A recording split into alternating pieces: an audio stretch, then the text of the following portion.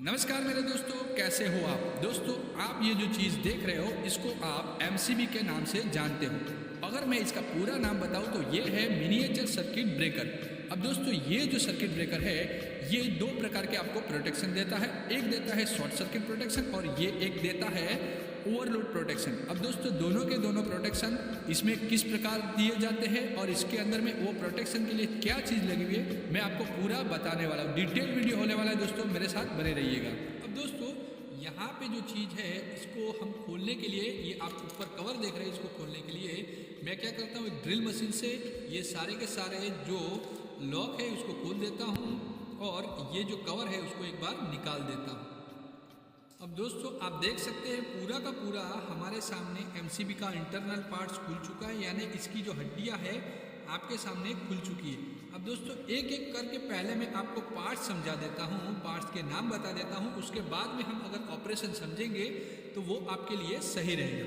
तो सबसे पहले ये जो चीज़ है इसको बोला जाता है दोस्तों लोअर टर्मिनल, और इसका काम होता है यहाँ से अगर हम सप्लाई देंगे यानी जो हमारा इनपुट वायर आएगा वो यहाँ पे आएगा, यानी कि लाइन वायर बोल सकते हैं या तो फिर हॉट वायर जो बोल सकते हैं वो यहाँ पे कनेक्ट होगा।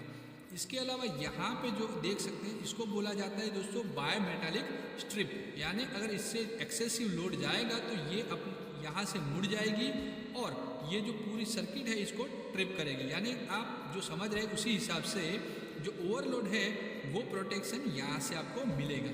अब दोस्तों, इसके अंदर में दो प्रकार के कॉन्टैक्ट होते हैं, एक होता है मूविंग कॉन्टैक्ट और एक होता है फिक्स कॉन्टैक्ट। आप देख सकते हैं यहाँ से ये मूव होके यहाँ टच हो रहा है, यानी जो सप्लाई हमारा यहाँ से होके बायोमेटल स्ट्रिप से होते यहाँ आ रहा है।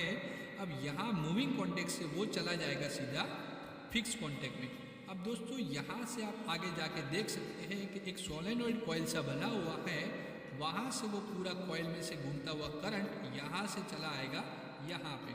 अब इस चीज़ को बोला जाता है दोस्तों अपर टर्मिनल या तो आउटपुट टर्मिनल। अब दोस्तों, यहाँ जो चीज़ आपको दिख रही है मैं आपको बाहर निकाल के बताता हूँ। ये जो चीज़ है इसको बोला जाता है आर्क चैम्बर या तो फिर आर्क स्प्लिटर। ये आर्क को स्प्लिट करने का काम करता है। इसके अलावा यहाँ पे जो चीज़ आपको दिख रही है, यहाँ पे दिख रही होगी और यहाँ पे दिख रही है, तो जो यहाँ से हमारा कॉन्टैक्ट ओपन होने से जो भी स्पार्क होगी वो ये जो चीज़ है वहाँ से चली जाएगी, हमारा जो आर्क स्प्लिटर है वहाँ पे। अब वहाँ ले जाने के लिए ये जो पूरा सर्किट बना हुआ है इसको बोला जाता है दोस्तों रनर, ठीक है।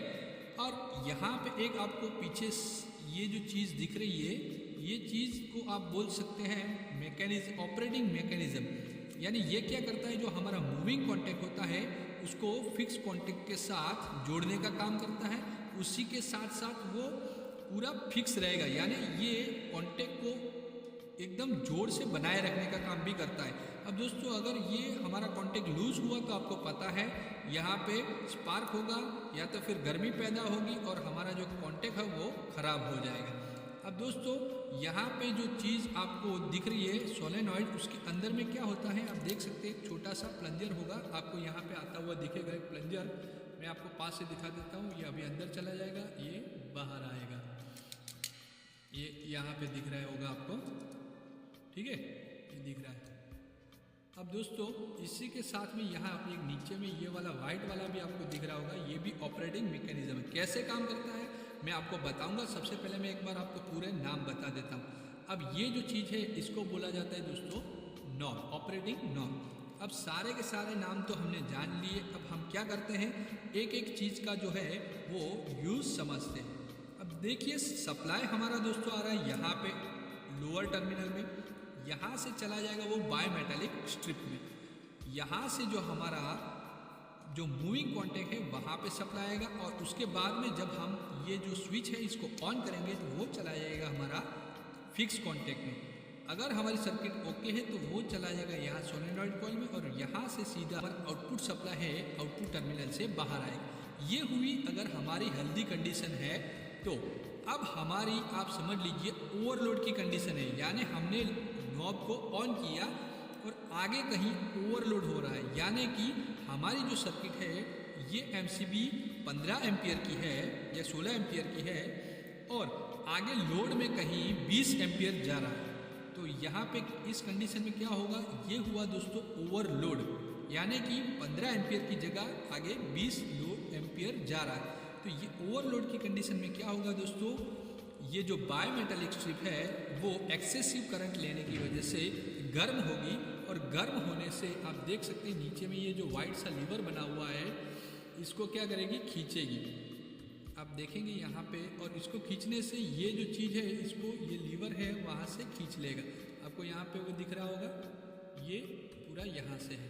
तब इसको मैं एक बार आपको ऑपरेट करके दिखा देता हूँ। जैसे ही वो गर्म होगी तो ये क्या होगा, नीचे आएगी, और ये ऑपरेटिंग मैकेनिज्म है, उसको खींचने से जो हमारा जो एमसीबी है वो ऑपरेट हो जाएगा। ये क्या हो जाएगा, ऑपरेट होने से वो, अभी तो ये क्या हो रहा है, खुल जा रहा है, क्योंकि ऐसे ऑपरेट हो जाएगा। अब दोस्तों इसके ऊपर में कवर नहीं है, इसकी वजह से ये क्या है, झटके से ये निकल जा रहा है। अब ये ऑपरेट हो गया, यानी हमारा जो एमसीबी है वो गिर गया बोलते हैं लोग, मगर ये ऑपरेट हो गया बोल सकते हैं। अब ये हो गया हमारा ओवरलोड कंडीशन में। अब अगर यहाँ ओवरलोड कंडीशन में ये ऑपरेट होने से कहीं इस दोनों के बीच में ज़्यादा गर्मी पैदा हो गई, या तो फिर आर्क पैदा हुई, तो वो आर्क यहाँ से हमारे आर्क रनर में चली जाएगी, और आर्क रनर से जाते हुए यहाँ पे आप देख सकते हैं आर्क स्प्लिटर में वो क्या होगी, फैल जाएगी, यानी इसकी जो लेंथ है आर्क की वो बढ़ जाएगी, और आर्क हमारी पिंच हो जाएगी। अब दोस्तों यहाँ पे और एक कंडीशन लेते हैं, ये हमारी सर्किट ऑन की और आगे कहीं शॉर्ट सर्किट कंडीशन आ गई। अब दोस्तों ये चीज़ जो है वो ओवरलोड कंडीशन में ऑपरेट नहीं होती, यानी कि अगर हमारी जो एमसीबी है उससे 3 टाइम्स अगर करंट ज़्यादा जाएगी तभी ये ऑपरेट होगी। अगर ट्रांजिएंट करंट इसमें से अगर पास होता है तो ये क्या करेगा, इस सिलेंडर को एक मैग्नेट सा बना देगा, और यहाँ से जो प्लंजर है वो यहाँ से खींच जाएगा, यानी वो प्लंजर खींचते ही यहाँ से आप देख सकते हैं ऐसे इसको धक्का देगा, और जो हमारी एमसीबी है वो ऑपरेट हो जाएगी। आप देख सकते हैं वो ऑपरेट होकर नीचे गिर जाएगी। अब दोस्तों इसी तरीके से ये जो प्लंजर है इसको ऑपरेट कर देगा। तो ये हुई हमारी जो है शॉर्ट सर्किट कंडीशन। उसमें भी अगर ज़्यादा आर्क पैदा हो रही है तो इसी प्रकार इस रनर में जाएगी, और यहाँ से जो आर्क स्प्लिटर है, आपको एक बार बाहर से निकाल के दिखा देता हूँ। आर्क स्प्लिटर में क्या होगा, यहाँ से जो आर्क है हमारी यहाँ यहाँ यहाँ करके वो क्या हो जाएगी, उसकी लेंथ बढ़ जाएगी। आपको पता होगा कि अगर आर्क की लेंथ बढ़ती है तो उसकी जो स्ट्रेंथ होती है वो कम हो जाती है, तो वो आर्क धीरे से क्या हो जाएगी, क्विंच, यानी कि वो बुझ जाएगी अपने आप। या अगर वो आर्क को हम नहीं बुझा पाए और ये अगर चीज़ नहीं है तो वो क्या होगा, यहाँ से वो चलती रहेगी, और जो हमारी सर्किट है आउटपुट में वो चालू रहेगी। तो दोस्तों ये हो गई हमारी पूरी की पूरी सर्किट एमसीबी। अब दोस्तों पूरे के पूरे पार्ट्स तो आपने समझ लिए होंगे इंटरनल। अब दोस्तों इसके अलावा भी बहुत ही इम्पोर्टेंट जो पार्ट्स है उसको हम ज़्यादा गिनते नहीं है पार्ट्स में, मगर वो भी इम्पोर्टेंट उतने ही है, उतना ही अच्छा रोल प्ले करते हैं। उसको एक बार आपको दिखा दूँ तो ये जो चीज़ है इसको बोला जाता है दोस्तों एक्सटर्नल केसिंग, जो कि हमारी जो एमसीबी है उसको डस्ट से प्रोटेक्ट करता है, और साथ ही साथ जो हमारे सारे के सारे पार्ट्स जो है उनको वो संजो के रखता है।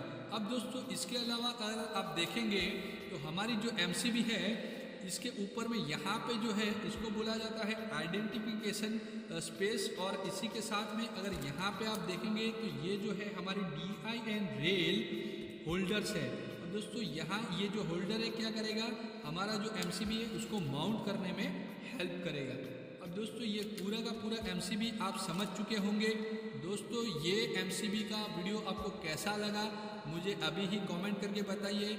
लाइक करना बिल्कुल ना भूलिए दोस्तों, लाइक करने में कंजूसी करने से कोई मतलब नहीं है, ये पूरा का पूरा फ्री है। और अभी ही सब्सक्राइब कर दीजिए, ऐसे ही इंटरेस्टिंग और इंफॉर्मेशनल वीडियो देखने के लिए। मिलते रहेंगे दोस्तों इसी चैनल पे। मिलते हैं अगले वीडियो में।